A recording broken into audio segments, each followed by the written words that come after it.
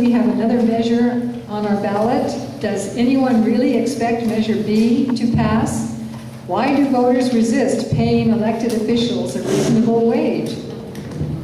And Measure B is just that. It would raise the wage of city council, which I believe now is 50% of the mayor's salary, to 80%. The difference I see in this is that the mayor is a full-time job, has always been considered a full-time job and has benefits, etc. City council were always considered part-time folks because most own their own businesses or work elsewhere.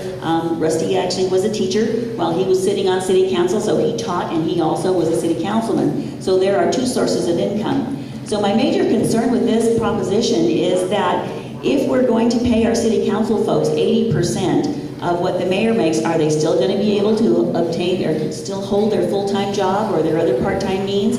I mean, it just doesn't make sense in a time when we're talking about some real fiscal issues to raise this issue. So I think the timing is poor.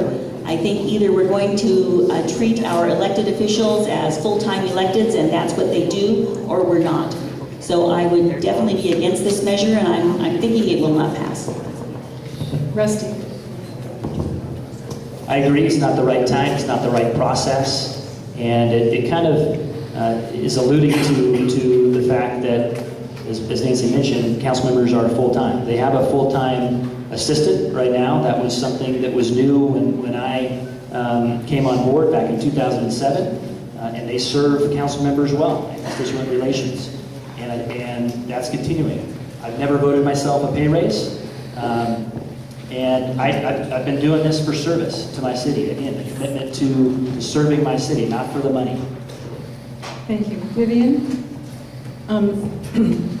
I actually do believe that council needs a raise, and I do believe that it is a full-time position. Our city is growing, and it keeps on growing, and there are a lot of issues, and these council members do work 24/7. Now, Mr. Bailey may have not given himself a raise, but he sure didn't cut his almost $1 million mayor budget, which should have been cut.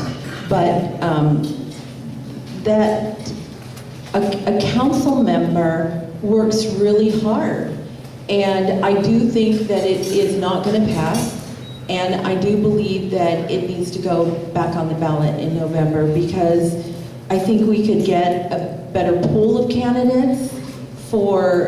It would be a better salary. We could have full-time council members with their aides. I mean, Mr. Bailey has a staff of 7, and that is almost that's insane in the entire region. Nobody else has that.